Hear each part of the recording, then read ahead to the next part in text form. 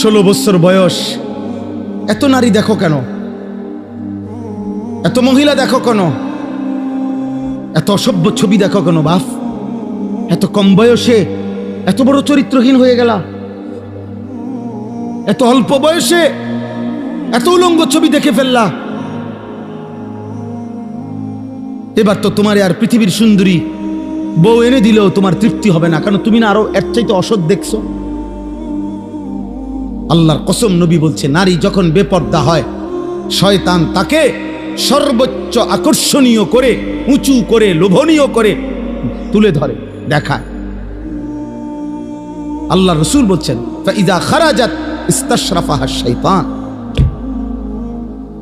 নারী হচ্ছে আওরাত, নারী হচ্ছে আড়ালের বস্তু, নারী হচ্ছে লুকিয়ে থাকার বস্তু। কন্যা হচ্ছে লুকিয়ে থাকবে, যে তার আত্মসম্মান রাখবে, যে পুরুষ তুমি ভদ্রচিতভাবে শরীয়ত সম্মত পদ্ধতিতে বিবাহের পবিত্র সম্বন্ধের মাধ্যমে আসো, কোনো আপত্তি নাই, কিন্তু আমি নারী, আমার ইজ্জতের দাম অনেক। এজন্য আমরা কিতাবে পড়ছি, যেই মেয়ে বেপর্দা, যেই মহিলা বেপর্দা, ছেলেরা আমার এই কথাটা মনে রাখো বাবা, সবাইরে বলি, যেই মহিলা বেপর্দা, যেই মেয়ে বেপর্দা, আল্লাহর কসম সে নিজেকে একদম সস্তা কম দামি পণ্য হিসাবেই বাজারে তুলে দিছে।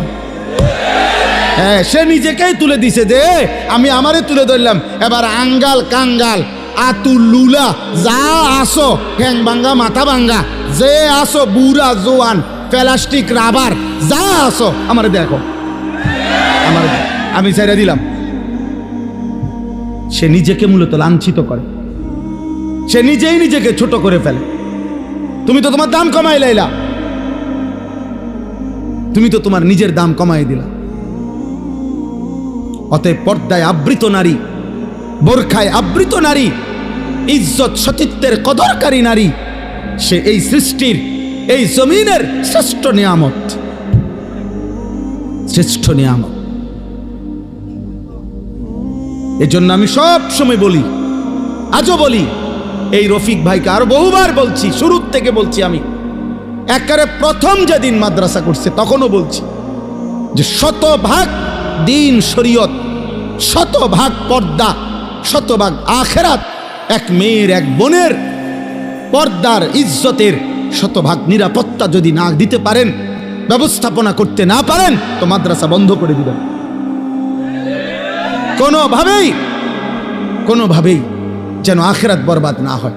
আর 100% ইনশাআল্লাহ চেষ্টা করলে, আখেরাতের ফিকির করলে, তো ইনশাআল্লাহ